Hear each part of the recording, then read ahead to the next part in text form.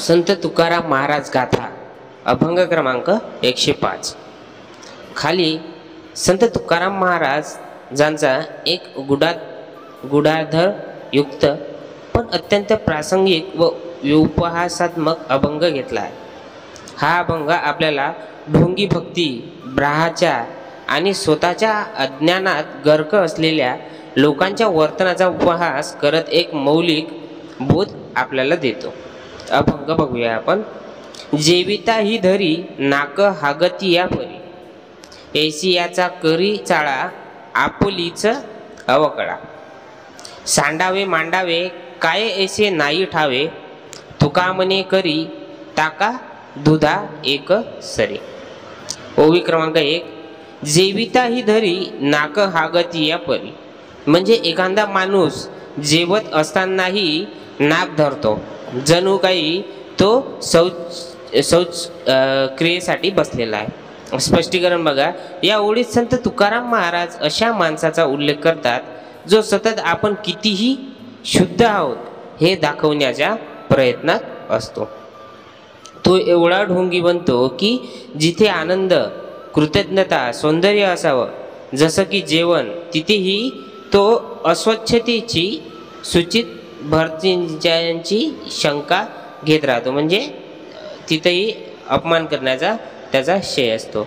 उदाहरण, एखाद्या माणसाने मंदिरात दिलेला प्रसाद घेताना देखील नाक मुरडावं, कारण तो त्याच्या मते कचरा आहे, पण तो प्रसाद श्रद्धेने दिलेला असतो। अशा माणसाला देवापेक्षा आपली शुद्धता जास्त मोठी वाटते। ओळी क्रमांक 2। ऐसियाचा करी चाळा आपलीच अवकळा, म्हणजे असा माणूस हा ढोंगी वागणुकीचा खेळ करत असतो आणि यातून तो आपलीच हास्यास्पद प्रतिमा निर्माण करतो।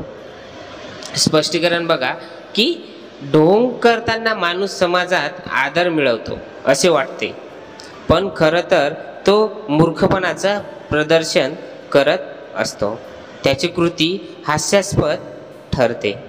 उदाहरण बघा।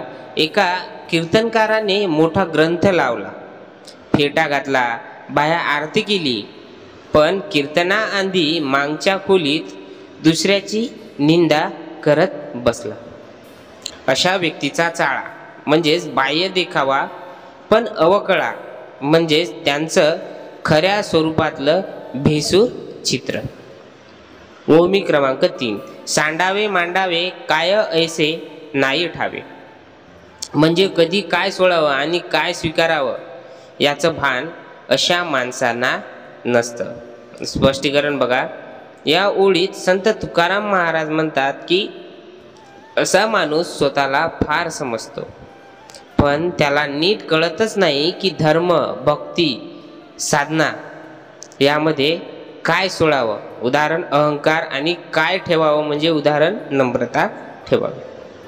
आपण यावरून उदाहरण बघूया की एखादा उपवासी असं म्हणतो, मी उपवास करतो, पण दुसऱ्याच्या ताटात काय आहे ते बघत राहतो आणि दुसऱ्याला दोष देतो।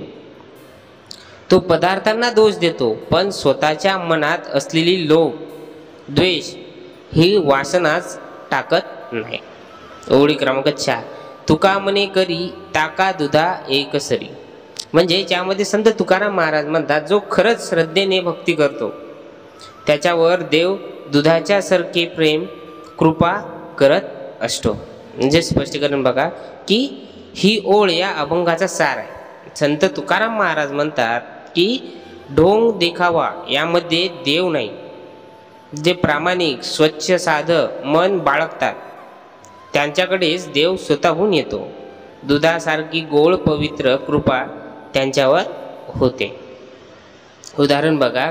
एका बाईने मंदिरात देवाला फूल अर्पण करताना शांतपणे आणि मनापासून प्रार्थना केली। तिच्या हातात ना माळ होती ना मोठा टिळा, पण तिचं अंतरंग पवित्र होतं। देव तिथेच अधिक प्रगट होतो। अभंगातील मुख्य संदेश बघा की नंबर 1, भक्ती म्हणजे दिखावा नव्हे, ती अंतकरणातून यायला हवी। नंबर 2, बाह्य शुद्धता असूनही मनामध्ये अपवित्रता असेल तर ती भक्ती नाही। नंबर 3, ढोंगीपणा आपलीच अवकळा, म्हणजेच निर्माण करतो. नंबर 4, धर्म, आचार, भक्ती यामध्ये काय योग्य आहे याचं विवेकबुद्धीने आकलन असावं. नंबर 5, देव कधीही दिखाव्यावर प्रसन्न होत नाही, तो मन पाहतो. नंबर 6, प्रामाणिक साध्या मनस्वी भक्ताला देवाचं प्रेम सहज लाभतं. नंबर 7, शुची भूर्ततेचा अतिरेक हास्यास्पद आणि आत्मवंदना ठरते. दुसऱ्यांच्या श्रद्धेची खिल्ली उडवणं ही मोठी चूक आहे मित्रांनो. तर रामकृष्ण हरी. तर व्हिडिओ कसा वाटला प्लीज कमेंट बॉक्समध्ये नक्की सांगा. आणि कोणी चॅनलला सबस्क्राईब नसेल तर नक्की चॅनलला सबस्क्राईब करा आणि साईडच्या बेल आयकॉनला नक्की दाबा, जेणेकरून आपण जे व्हिडिओ टाकेल ते तुमच्यापर्यंत सगळ्यात आधी पोहोचेल. धन्यवाद.